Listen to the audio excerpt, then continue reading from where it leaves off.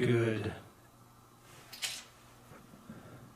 afternoon, Crime Talk aficionados. This is Scott Reich of Crime Talk.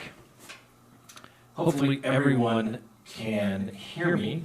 We've tried these live sessions in the past, and sometimes we have had hit or miss results when it comes to the sound. So hopefully someone will let me know if there's sound, and if there is not, I will try to fix it.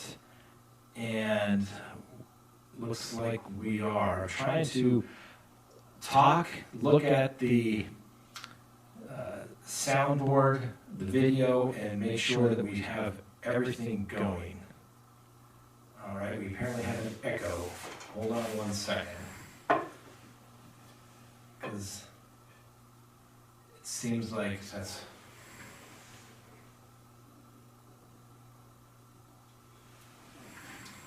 Perhaps is that better?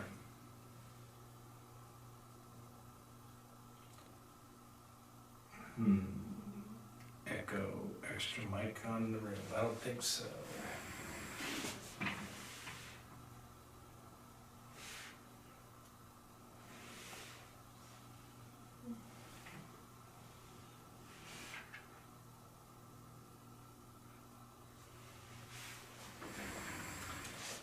Maybe that's a little better. Still an echo. Same. A bit better. Echo. Maybe sounds a little better now. Let's try that.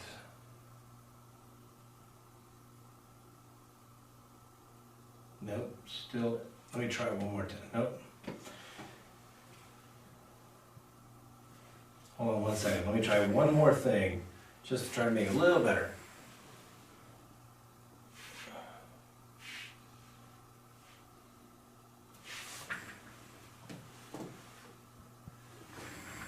All right, maybe we'll try that.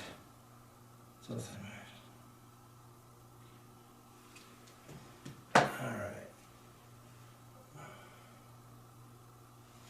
All right, let's see what we can do. It's the mic, it's just the mic. We'll just talk. We'll see what we can do. This is what happens when I try to do this stuff single-handedly. There's always something that... Turn off speaker monitor, just do that.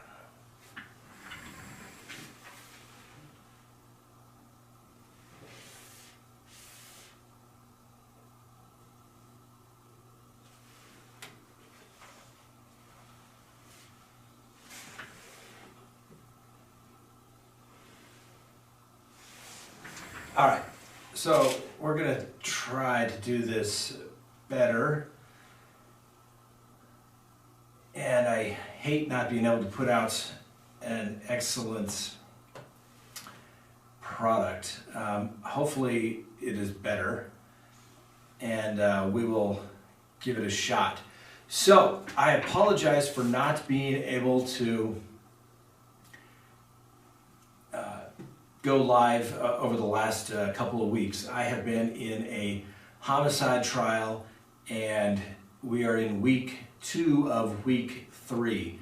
And I know most people have never done a trial like this, but it is absolutely exhausting. I wake up about 4:30, 5 o'clock in the morning, and usually I get done about midnight or so. And I had a couple of nights where I was literally up till about 3 a.m. just because of the way witnesses change. We have to change strategy based upon evidence that comes in, comes out, even though you've basically planned for months. All that goes away based upon what a few people say in courts, and so it really just depends. It's always constantly changing. So although I was hoping to be able to do more from out of town, it simply was not possible. But I was able to come back this weekend to take care of some things in the office, because to say it's been busy has been an understatement. So I had a 3-week trial, had a trial a week before that trying to get done. And then we were moving offices, and now we are in these absolutely beautiful office suites. We have a new studio here, which is fabulous, and it's just been crazy busy, and I apologize. But as most of you hopefully were able to see on the channel, we uploaded the Chris Watts interview that he did with the investigators. And you know, this, I think, hopefully will, I read it through the comments while I was gone, and it appears to me that some people obviously will never believe exactly what Chris Watts has to say about what happens. That's fine. You know, the reality of it is, the real reason why these detectives want to go up and talk to him is it because Mr. Watts was, you know, they wanted to find out what's going on. Was it for the family? Was it for their own curiosity to figure out what was going on? Because it really just kind of ended rather quickly, and a whole lot never really came out. And so it was interesting to listen to it, all 5 hours of it. I'm about 4.5 hours through it, to try to listen to some of it coming back the other day. And the one thing that we can absolutely be certain of is that now, not only in court, but to these detectives, Chris Watts has told the world that he killed his children and that he killed his wife and unborn child. So hopefully that's resolved. Now, whether there were other people involved, we will have to wait and see. I frankly don't think that it will ever come around to anyone being charged, short of Chris Watts saying that someone else was involved with him. I just don't see it happening. But I think the key thing for closure for lots of people is that he finally admitted it. Yes, he did it in court, but he was never forced to explain what he did on the record. And I've explained this in the past. When people go in and they plead guilty, you know, if you go in for a traffic ticket, people will be like, all right, you plead guilty to a defective headlamp. You know, nobody cares. Everybody knows what you're doing. But on a first-degree murder case that is set for a potential death penalty case at one time, that is huge. And that's for the judge not to go through a colloquy and tell me, say in your own words what you did and why you're guilty, was very surprising. And so it's just absolutely flabbergasting me that didn't take place. But now at least hopefully there is some closure. Like I said, do I think that Chris Watts is innocent? Do I think he's a great guy? Absolutely not. But what we try to do from it here at Crime Talk was look at it literally from all perspectives. All right, here's the prosecution case, here's the defense case. All right, that's what hopefully makes a good attorney, is that you can look at something from all sides. You're not just so biased, made your mind up one particular way, and no one else could be right. No one else could have any other facts. That's just frankly intellectually dishonest, and you know, that's not seeking the truth. That's seeking a result to, you know, go to your belief system or what have you. And no one's going around condoning that killing anyone is a good thing at all. No one's doing that. But the reality of it is, stuff happens in this world. And if people, sometimes it's hard for people to imagine things that go on, stating that just the way things happen that are so strange in the world that it couldn't have happened that way. And I'm telling you, I personally, every time I think I've seen it all, heard it all, thought that no one else could do something, it's like it happens, and like, how did that happen? How is that even possible? So it is absolutely believable to me that that's what happened. Do I think there's an accomplice? I guess my real answer is I don't know. I just don't see enough of the facts to support that. I know there's people out there that can do stuff that have been saying, oh, look at the video, but you know, I work with a video gentleman that helps me with some of our stuff. And the things that you can do on a video these days is absolutely amazing. So before I go believing a video like that, I'd probably want to see the metadata to see if anyone had done something that was simply not legitimate, whether it's been modified or touched up in any way, because that really does, in fact, happen. So that is, I thought was very interesting, and let me know. Send me a comment here. Leave it on the page if you think I'm right. If you think I'm wrong, that's okay. If there's one thing I've realized in life is I do not have all the answers, and I will usually try to figure it out and find out the answer if I don't know, and I'll tell you if I don't know. Because frankly, that's just the way it is. Life, not everybody knows everything at all. Oh, but wait, hold on. What do I need to do? I think I need to take a sip from my Crime Talk mug.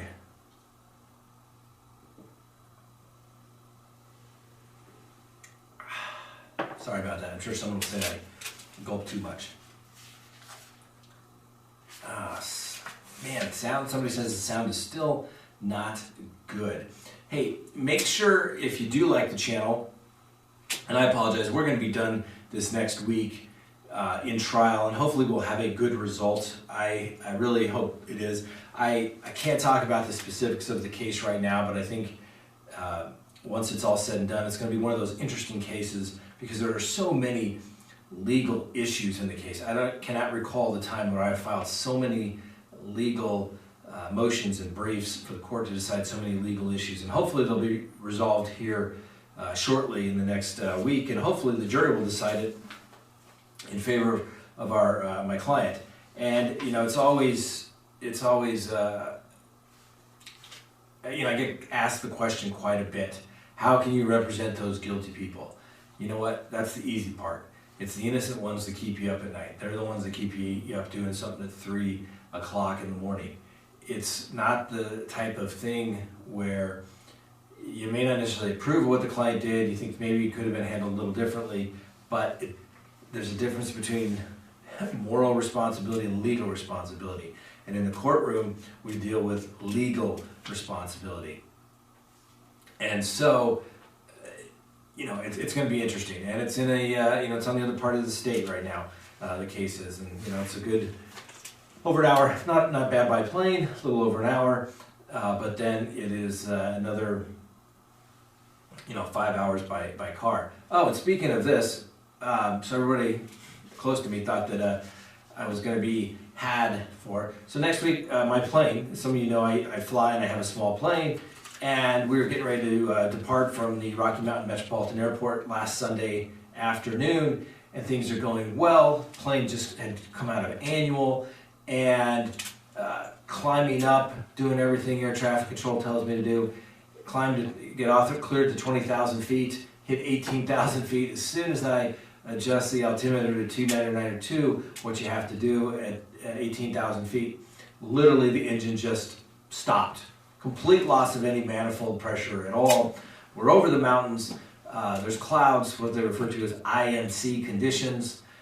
So it could have been a somewhat disastrous situation, and there would have been no more crime talk.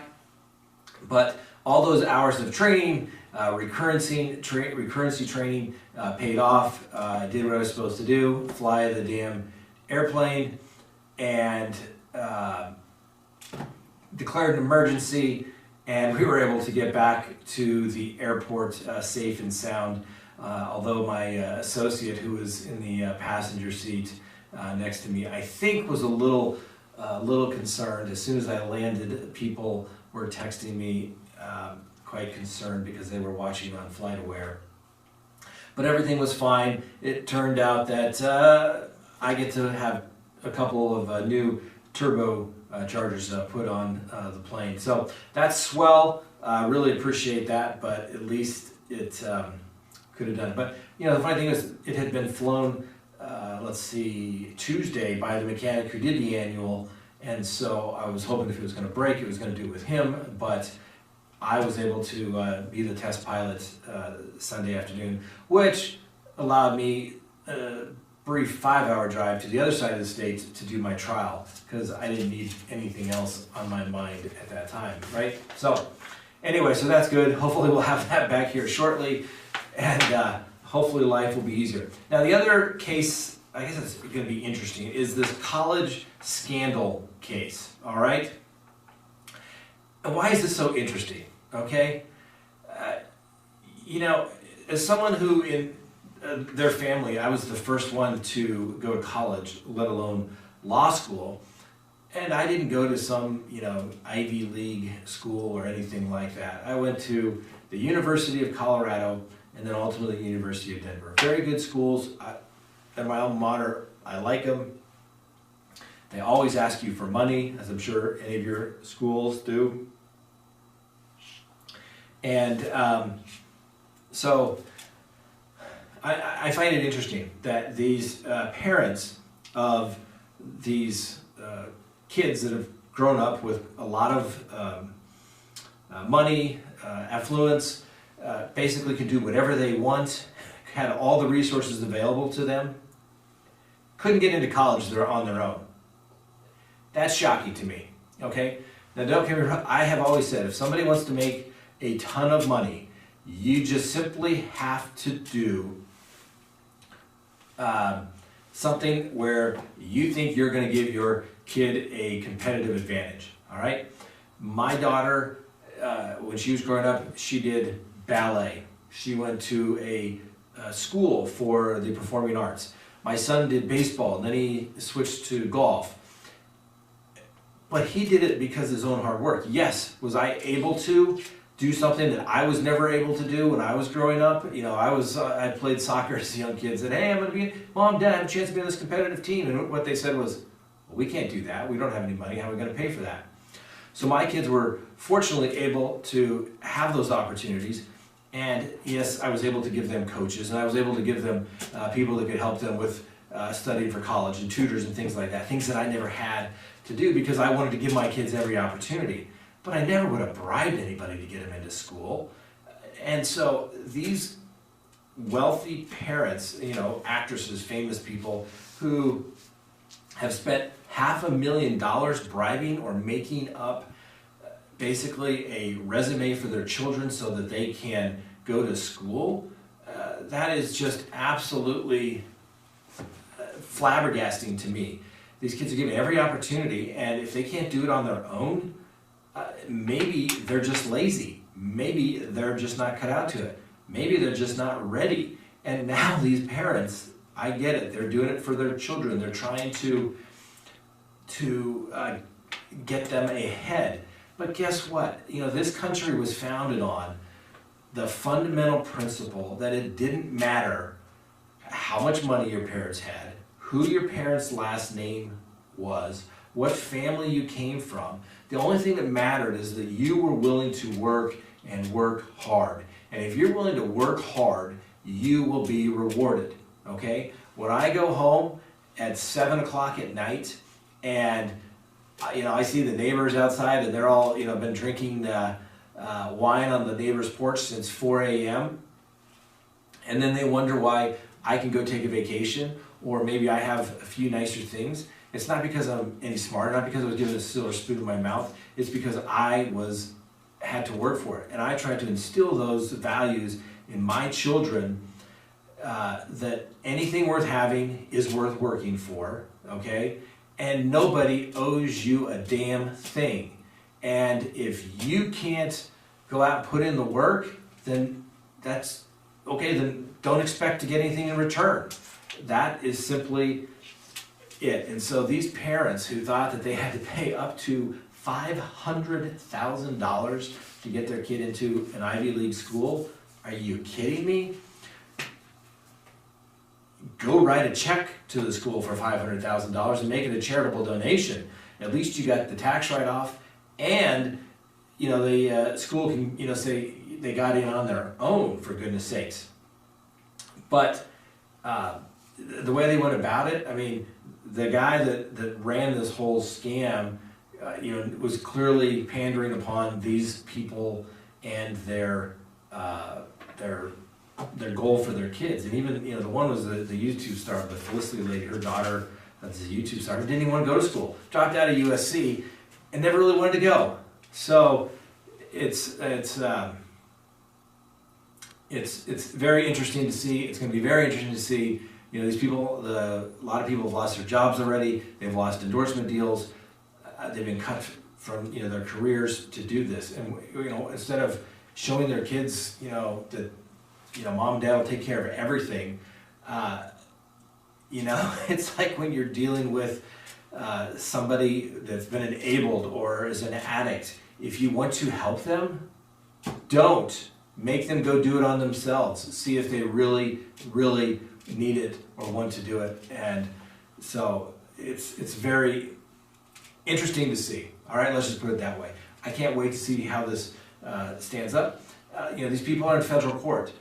Federal court, it's not like you get deferred judgments where, you plead guilty and it goes away. If you go to federal court, you're usually going to prison. Very rarely does somebody get probation. We're talking bribery, we're talking wire fraud, and depending on how they charge that, these people are going to have a felony conviction, and that affects people's careers, it affects their lives, it affects what they can do as far as financial issues and things like that. Whether they can sit on various boards, whether they can hold licenses, firearms. I mean, it's very significant over, getting your kid into college. Maybe send your kid, if he's not ready, send him to community college. I got an idea. Go send him to work on a construction site for a summer. If working construction, which is an honorable profession, I did it for a summer in high school and between college because I wasn't sure when to go to college. And I worked on construction at my uncle's site, construction company that he had. And I'm telling you, that will make you, if you are uncertain about whether you want to do this for a living, be construction, it is hard work. It is cold, it's hot, it is hard work. And that summer I was like, maybe I'll give that college thing a try, and it turned out okay. So for these parents to basically enable these kids and do what they did, I think it's just absolutely crazy. And they probably, deserve to go to jail. Now there is a lady in, I believe it's Oakland, California. She had a son who apparently didn't get into some of these top schools and has now sued basically everyone that's charged in this federal indictment with, for alleged damages of $500 billion. Now, do I think that she's going to be able to make that case? I think it's going to be a hard case to make. But it's going to be interesting to see what these schools do as well. How are they going to decide who gets in?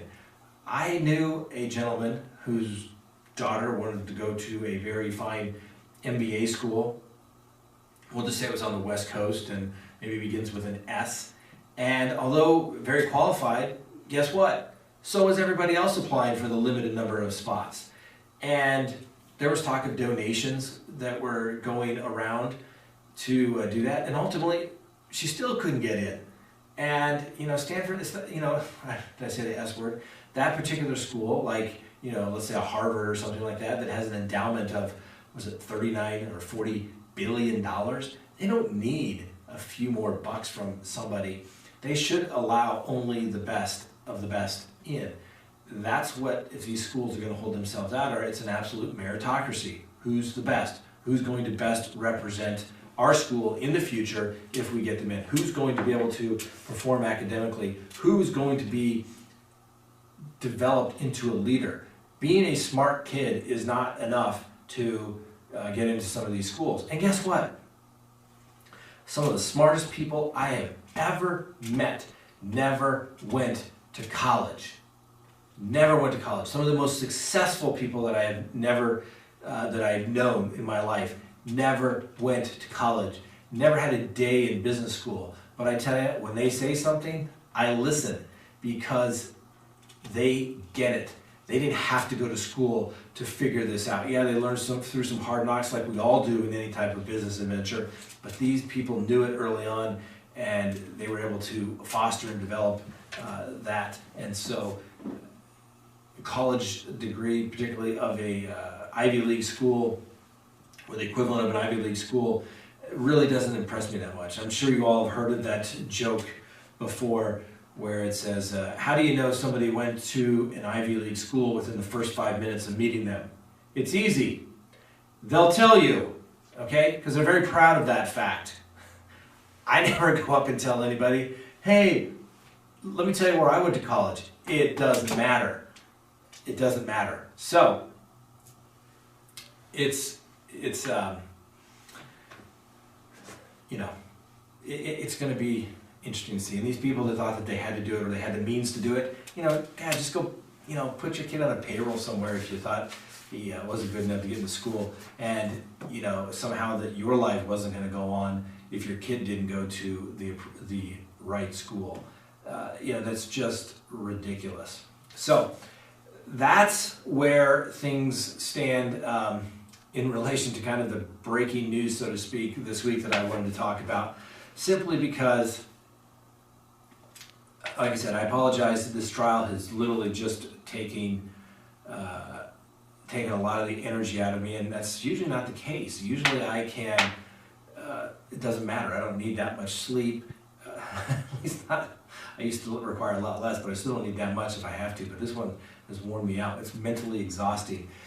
We were briefly talking with the judge. All the counsel were there, so there was nothing inappropriate. We were talking about how trial is mentally exhausting. And once I had a client that, after the first day of trial, I think it was just jury selection, or maybe we even started a witness or two. And the client's like, man, I'm exhausted. Of course, the client just sat there all day. And I'm like, really? Yeah, you're tired. Imagine how I feel. I just seated a jury, did an opening, and then we start direct examination of witnesses.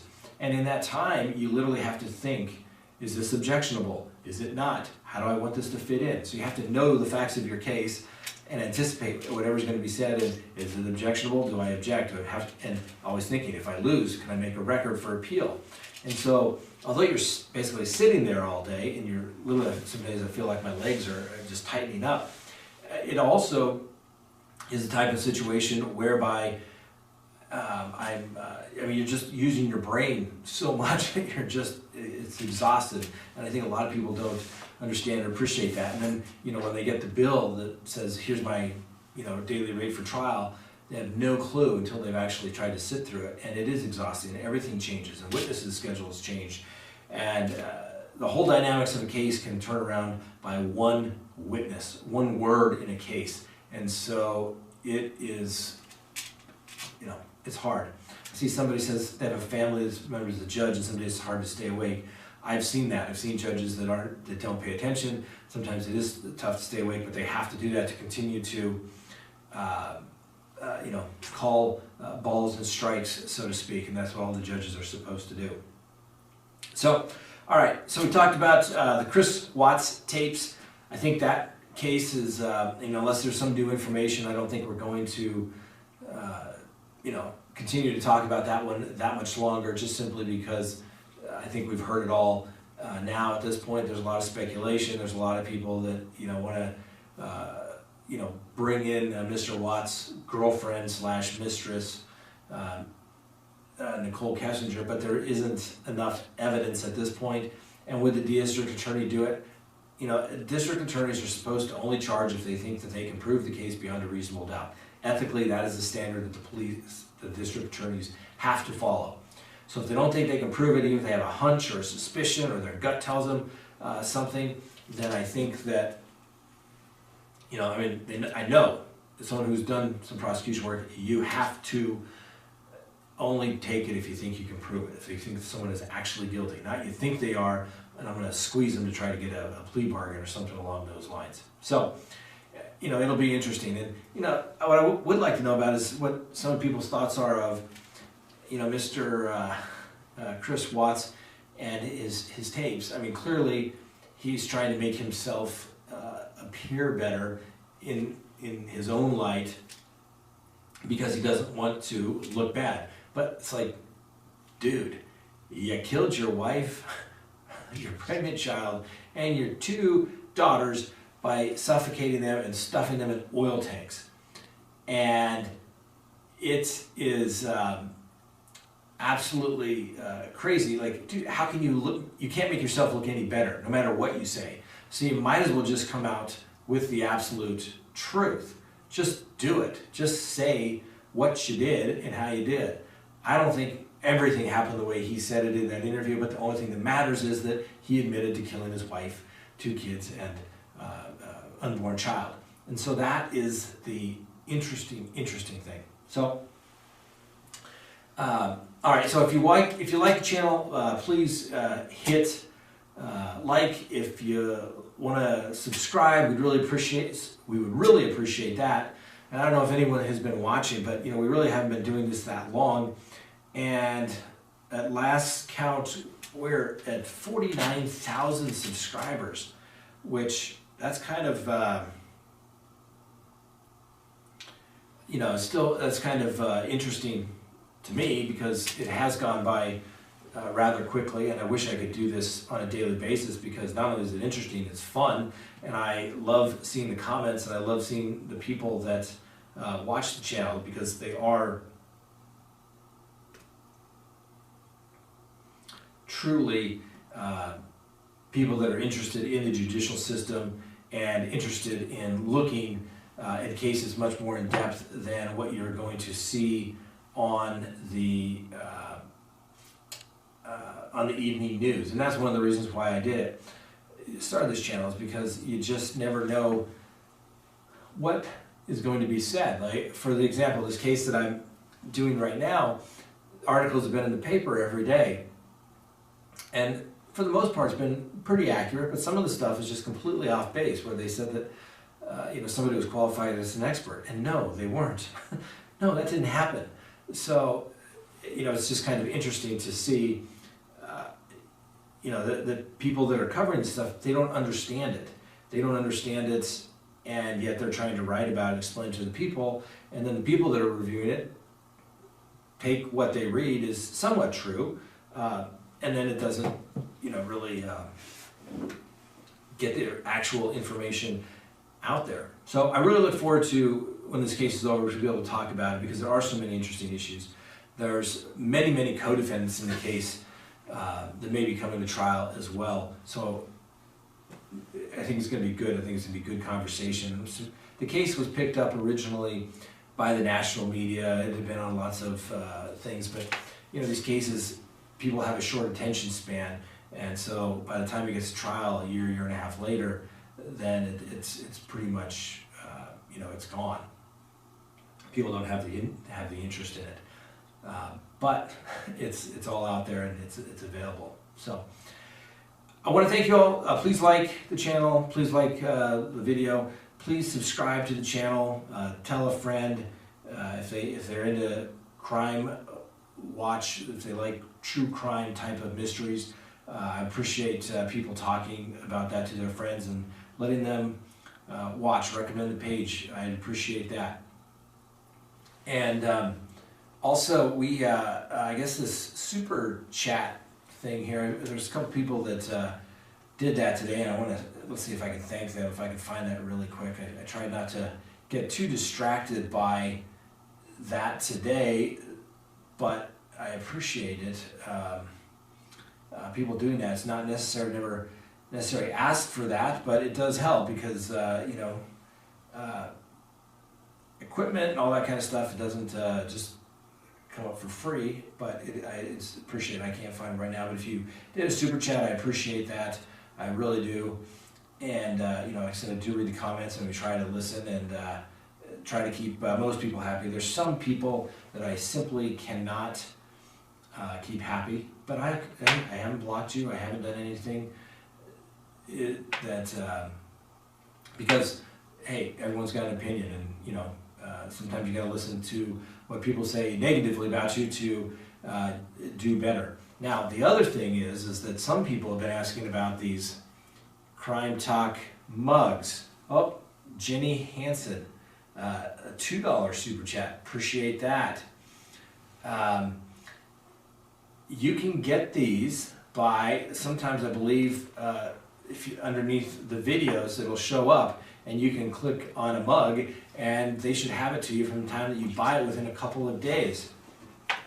And I assure you, I'm not going to retire on the $1 or $2 that I make on profit on the mug. So it's really pretty much, you're getting it for cost, plus about $1 or $2.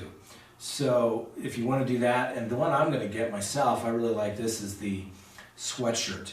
Anyway, if you go to Teespring, there's a link, should be a link here. I think we have it on the page. If not, we do.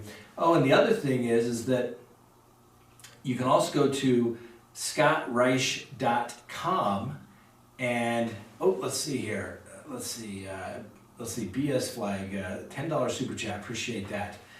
If you go to scottreich.com, the website is up.